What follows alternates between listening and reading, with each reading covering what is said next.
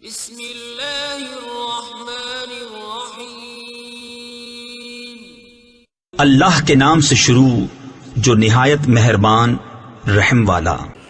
نحمده ونصلي ونسلم على رسوله الكريم اما بعد فاعوذ بالله من الشيطان الرجيم بسم الله الرحمن الرحيم ان الله وملائكته يصلون على النبي يا ايها الذين امنوا صلوا عليه وسلموا تسليما اللهم صل على سيدنا ومولانا محمد معدن الجود والكرم وآلہ وبارک وسلم۔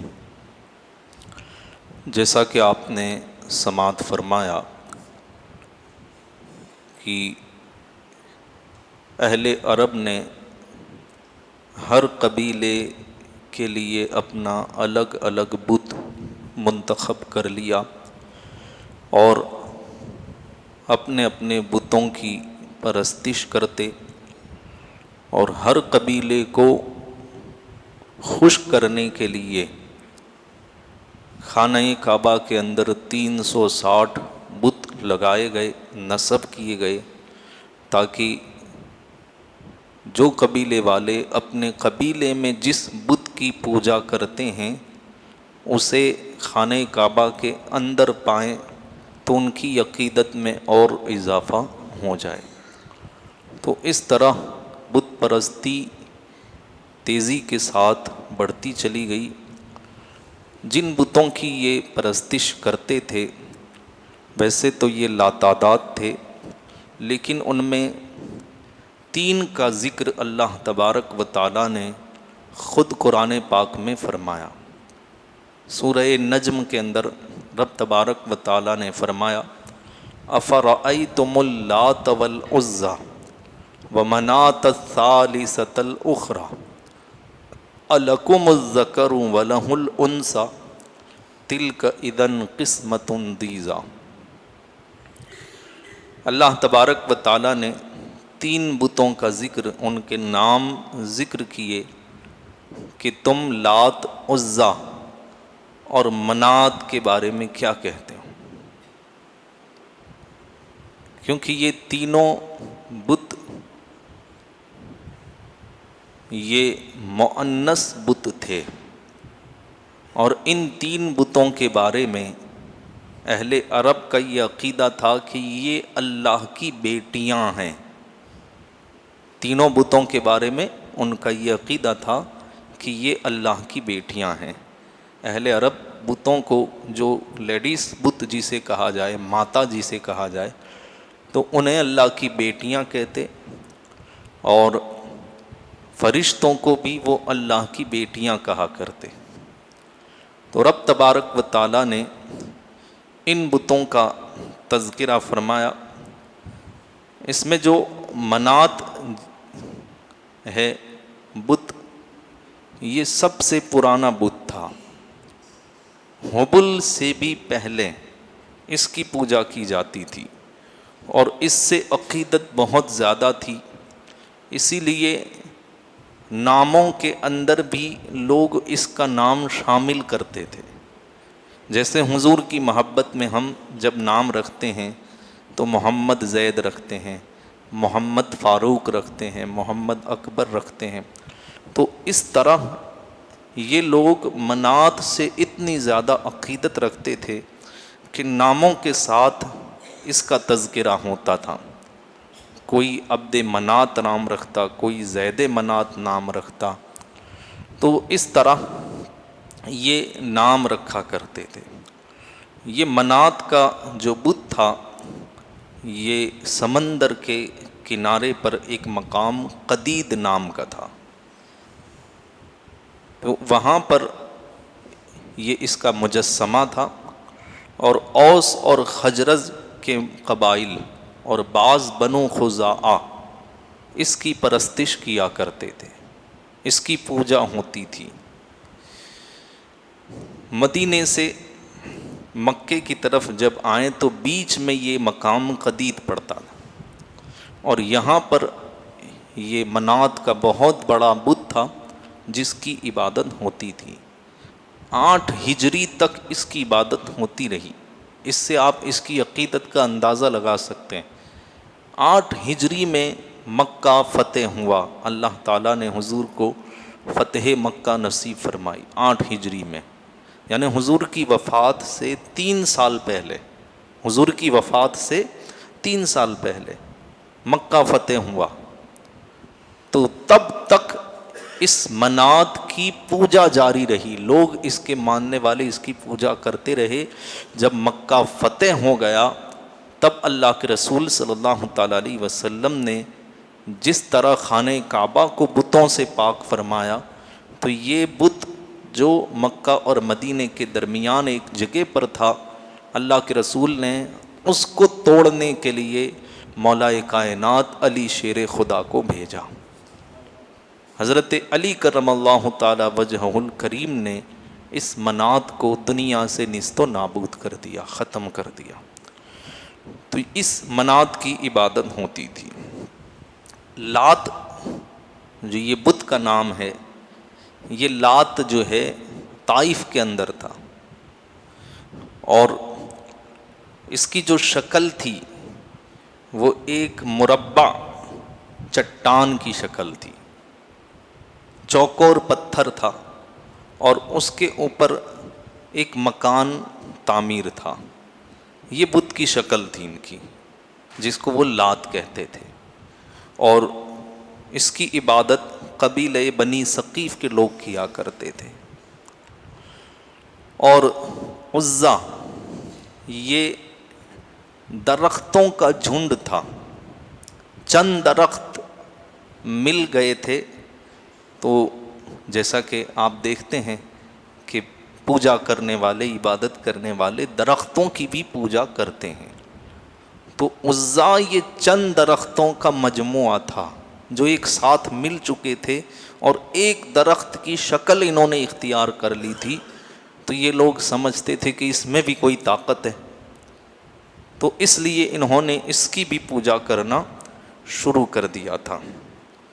جب کوئی مکہ سے عراق کی طرف سفر کرے تو بیچ میں یہ درختوں کا جھنڈ، جسے یہ لوگ بت کہتے تھے، عزا کے نام سے یہ مشہور تھا، اس کی پرستش ہوتی تھی، اور اس کے نام سے بھی لوگ نام رکھتے تھے، زید لات، یتیم لات، عبد العزا، اس طریقے سے ان بتوں کی عقیدت میں نام رکھے جاتے ہیں۔ تو یہ 3 بت ماتائیں جسے ہم کہہ سکتے ہیں کہ یہ ان کی 3 ماتائیں تھیں، اور ان کے بارے میں ان کا یہ عقیدہ تھا کہ یہ اللہ کی بیٹیاں ہیں۔ تو اللہ تبارک و تعالیٰ نے قرآن پاک میں ان کا رد یوں فرمایا کہ تم لات و منات اور عزا کے بارے میں کیا کہتے ہو؟ الکم الذکر ولہ الانثی، تم اپنے لیے تو بیٹے پسند کرتے ہو اور اللہ کے لیے بیٹیاں بنا رکھی۔ کیونکہ اہل عرب کا مزاج آج آپ دیکھیں گے جب آگے بیانات ہوں گے کہ یہ لوگ بیٹی ہونے پر بہت ہی غصے میں آ جاتے، چہرہ مرجھا جاتا ان کا، اور یہاں تک کہ بیٹیوں سے اتنی نفرت کہ انہیں زندہ درگور کر دیتے۔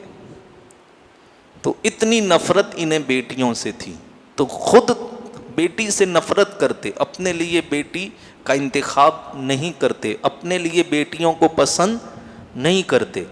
تو اللہ فرماتا ہے کہ تم تو اپنے لیے بیٹے پسند کرو اور اللہ کے لیے بیٹیاں پسند کی، وَلَهُ الْأُنثىٰ۔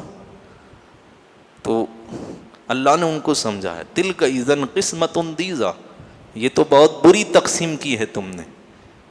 تو اللہ تو ان سب چیزوں سے پاک ہے، لم یلد ولم یولد، نہ وہ کسی کی اولاد نہ اس کی کوئی اولاد، تو اللہ تعالیٰ اولاد سے پاک ہے، لیکن ان کا یہ شرکیہ عقیدہ تھا۔ وہاں پر خانہ کعبہ کے اندر جو صحن میں بت تھے، ان میں 2 بت ایسے تھے جن میں ایک کا نام اساف اور دوسرے کا نام نائلہ تھا۔ وہ دونوں بتوں کا نام ایک ساتھ لیا جاتا تھا، اساف و نائلہ، یہ 2 بت کا نام تھا۔ اور ان کی تاریخ یوں ملتی ہے کہ اسحاف یہ قبیلہ بنی جرہم کا شخص تھا، اس کا پورا نام تھا اسحاف ابن یعلا، اور نائلہ یہ بھی قبیلہ بنی جرہم کے سے تعلق رکھنے والی تھی، اور اس کا بھی نام نائلہ بنت زید تھا۔ یہ لڑکا تھا، یہ لڑکی تھی، اسحاف لڑکا تھا اور نائلہ یہ لڑکی تھی، اور یہ دونوں آپس میں ایک دوسرے سے محبت کرتے تھے۔ ابھی ان کا اس زمانے کے رواج کے حساب سے نکاح نہیں ہوا تھا، اور یہ دونوں حج کرنے کے لیے مکہ آئے ہوئے تھے۔ یہ حج کرتے کرتے دونوں خانہ کعبہ کے اندر پہنچ گئے، چونکہ یہ ایک دوسرے سے ملنا چاہتے تھے اور انہیں کوئی جگہ نہیں ملی، تو خانہ کعبہ کی جو تعمیر ہے، عمارت ہے، اس کے اندر یہ دونوں چلے گئے، اور معاذ اللہ ثم معاذ اللہ خانہ کعبہ کے اندر ان دونوں نے زنا کیا۔ تو اللہ تبارک و تعالیٰ کا غضب ان پر نازل ہوا، اور اللہ تبارک و تعالیٰ نے انہیں پتھر بنا دیا۔ جب تعمیر کرنے خانہ کعبہ کی عمارت کی صفائی کرنے والے لوگ اندر گئے تو انہوں نے اندر ان دونوں کے مجسموں کو جو پتھر میں تبدیل ہو چکے تھے دیکھا۔ انہوں نے سب کو اطلاع کی، اور قبیلے والوں نے انہیں پہچانا، اور ان کے حالات سے سب نے اندازہ لگا لیا کہ یہ دونوں ناجائز کام خانہ کعبہ کے اندر کر رہے تھے، اس لیے اللہ تبارک و تعالیٰ کا ان پر غضب ہوا اور انہیں پتھر بنا دیا گیا۔ تو ان لوگوں نے لوگوں کی عبرت کے لیے کہ لوگ اس فعل سے عبرت حاصل کریں، اس لیے ان دونوں کے مجسموں کو خانہ کعبہ کے باہر رکھا تاکہ لوگ دیکھیں اور عبرت حاصل کریں، سبق حاصل کریں۔ لیکن جوں دن گزرتے گئے، کچھ لوگوں نے یہاں بھی منتیں ماننا شروع کر دیں، اور پھر ان کی عبادت بھی شروع ہو گئی۔ عبرت لینے کی جگہ اب ان کی عبادت ہونے لگی، جیسے دوسرے بتوں کو پوجتے تھے ایسے ہی ان کو بھی پوجنے لگے، جیسے دوسرے بتوں پر چڑھاوے جو ہے چڑھاتے تھے ایسے ہی ان پر بھی چڑھانے لگے، جیسے دوسرے بتوں کے سامنے منتیں مانتے ایسے ہی ان کے سامنے بھی ماننے لگے۔ اس طرح ان کی عبادت شروع ہو گئی۔ رکھنے والوں نے رکھا تھا تو اچھی نیت سے، لیکن بعد میں کچھ لوگوں نے اس میں تبدیلی کر ڈالی۔ بہت سارے کام ایسے ہوتے ہیں جو اچھی نیت سے شروع کیے جاتے ہیں، لیکن پھر بعد میں ان میں تبدیلی آتی ہے، یہاں تک کہ وہ پہلے والی شکل ختم ہو جاتی ہے، اور پھر اس میں اتنے خرافات ہو جاتے ہیں کہ پھر وہ کام بالکل الگ طریقے سے دیکھا جانے لگتا ہے۔ تو خانہ کعبہ کے اندر ان دونوں کے بت بھی تھے، اسحاف اور نائلہ۔ بعض روایتوں میں ہے کہ صفا مروہ کے قریب ان دونوں کو رکھا گیا تھا۔ تو یہ بتوں کی تفصیل ہے کہ یہ اس طریقے سے بت پرستی خانہ کعبہ کے اندر ہوئی، اور یہ سارے بت تھے۔